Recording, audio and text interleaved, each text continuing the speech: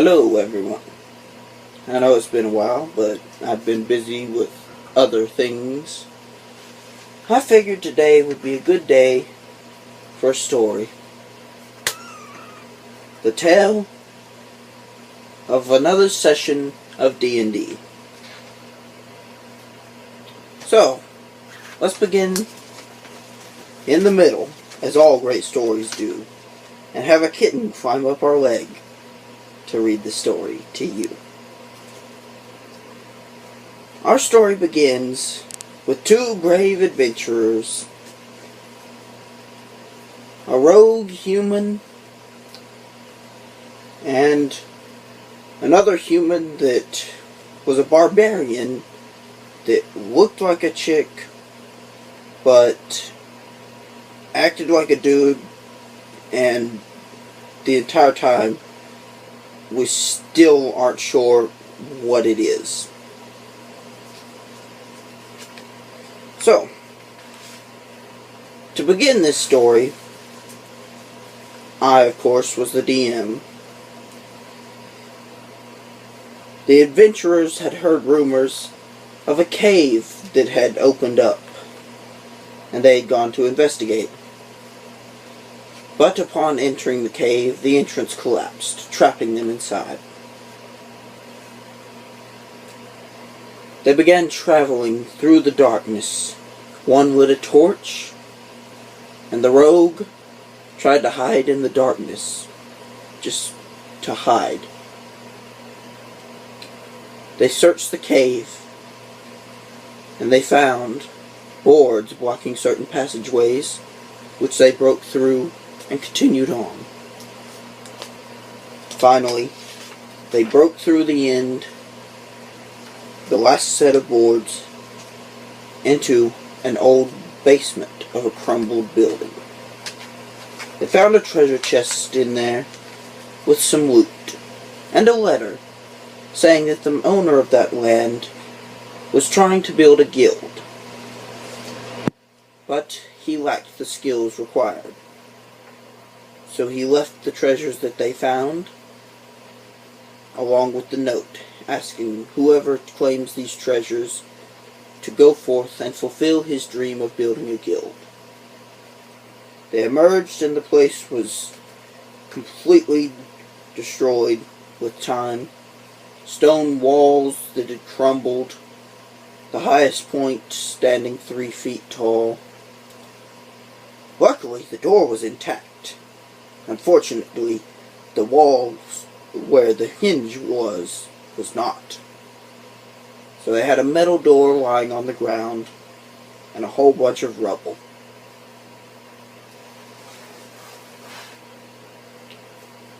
And yes, I do have a map on here. So, immediately upon finding the map, which was also in the treasure chest, they saw a place called Mirefield, which was farmlands. So they decided to make that their first stop.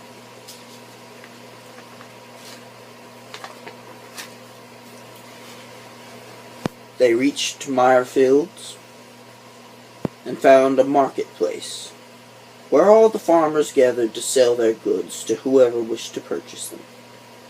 Beyond the market was all the farms.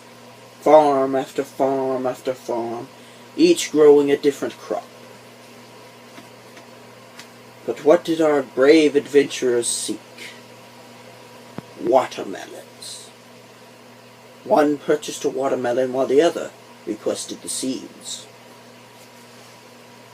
While they were there, they helped pick some of the produce that was being grown. And 2 farmhands heard the rumors about their guild and requested to join them. After being accepted, they went to the guild. Well, the farmhands did. So on the way to Mirefield, there was a bridge out, and after one got washed away and the other had to find him, a barbarian fell in and got washed away, The rogue had to track him down and find him. Then they went to Meyerfield. Well, the farmhands were told about the bridge and decided to try and repair it. Which that is important to the story later on. Next, they went back to the guild for a little while, planted their seeds. No, that's not right. Sorry, it's been a few days. They went to Saxondale. On their way to Saxondale, they found a ghoul roaming the section of the roads. They, of course, killed it because that ghoul had terrible aim. Upon arriving to Saxondale, a magical village, they found a barrier. They did not know what it was, but they spent several moments trying to figure it out, poking it, playing with it, and finally they went through. They asked around and found a large tower that was easily visible and heard that the Archmage was in it. They went there, and of course, the mighty barbarian decided to climb the outside. Well, it being an enchanted magical tower, constantly shifting, it was incredibly difficult. And as he tried to climb, the walls themselves shifted, so he was about 5 foot off the ground. And he climbed a little more, and he was still 5 foot off the ground. Well, the rogue decided to be the voice and the intelligence. I'm not sure if intelligence applies to anything anymore. So he goes in and meets Alex, the Archmage. Talks to him and learns that all the bodies had been stolen. For Saxondale was a place of studying the magical arts, including necromancy, as long as they limit their practice to the Saxondale grounds. But all their bodies that they had saved up had been stolen during the night. And a necromancer was somewhere in the area, raising an army. Unfortunately, his magic is powerful, and thus has not been located yet. That's code for I haven't written him in yet. At least not at the time. So, the rogue and the barbarian were told that they had located some zombies roaming to the north. So they travel forth to find the zombies. As they exit the tower, though, they hear a large explosion. They go to investigate and find a young mage who had very powerful magic flowing through him, but he had very little control over it. After a bit of conversation, they decided to take the mage with them. Traveling north, they find the exact location where the zombies are. They find footprints all over the road where the zombies have been marching through. And unfortunately, they found one of the farmhands that was repairing the bridge had been killed by the zombies. So from the road they traveled north and found the zombies. Well, the rogue did what rogues do and attempted to hide, to sneak up on the zombies.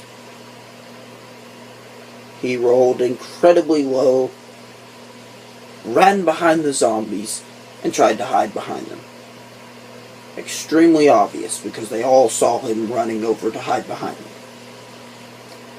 Then our mighty barbarian, the strongest of all, tried to hide.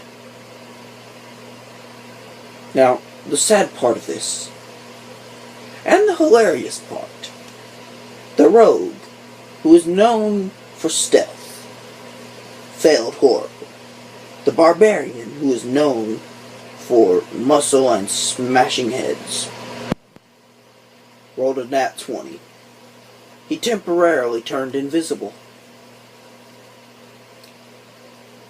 After a long fight, they killed the 4 zombies, and they returned to their guild for a while. There they planted their seeds, made their garden, and they gave their brave new wizard friend, I believe his name was Dell, some gold, and sent him off to buy wood to build a fence to protect their watermelon garden. Meanwhile, our brave adventurers returned to Saxondale, where they spoke again with the Archmage, collected a minor reward, and met a man who told them more about the barrier that was around Saxondale. The barrier blocks magic of any kind, including the undead. If an undead tries to pass through it, it will instantly have the magic removed and just become a lifeless corpse. A loose firebolt hits the barrier and instantly fizzles out.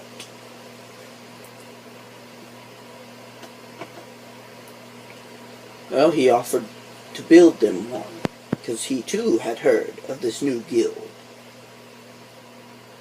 After some negotiations, they agreed to pay the man half of the price before the work was done, and half after.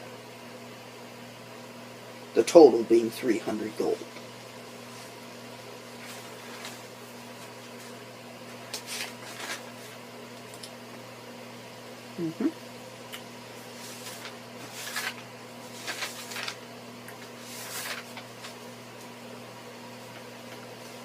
Our adventurers then proceeded to the town of Lullen,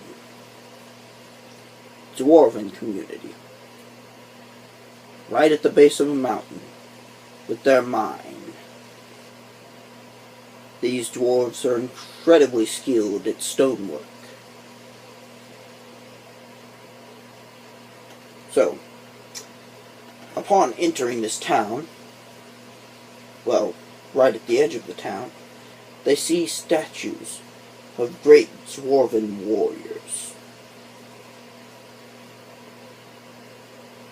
Well, the barbarian decided to investigate and see if there was anything written on the statues indicating who they were. Bad move. While searching, he hit the statue in frustration, unable to find any writing, and broke it. Then, he went into town, found the town hall, and confessed what he had done. Well, the price for it, the fine for it was 40 gold. He only had 30 on him. At this point, the rogue, being the intelligence, decided not to claim the barbarian.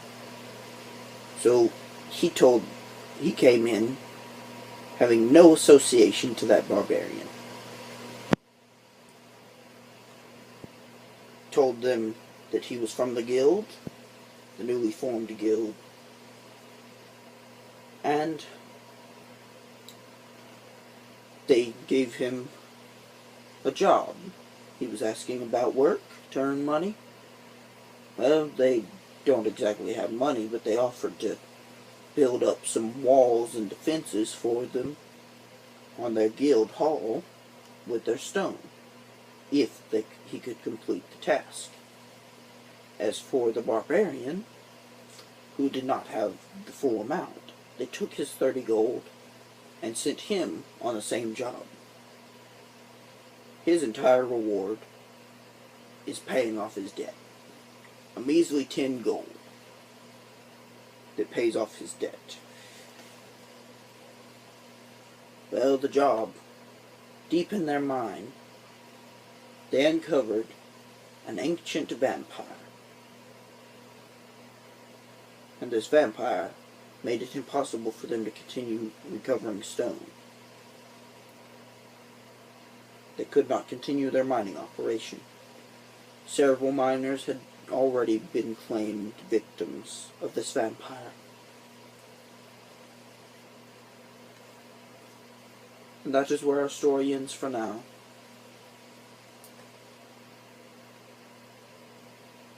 What happens next, we are yet to see. What we do know is that we will have some more adventurers joining. Which means there may be an extra surprise in that vampire. So we finished with still no walls. They managed to get the door put back up. They have a magical barrier and a watermelon farm.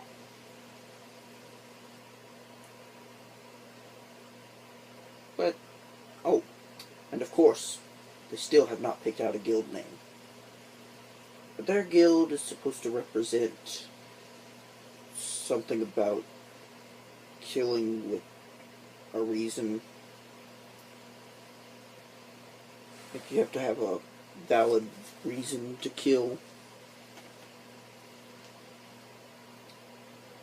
So yeah, let's see how it goes. Tune in next time.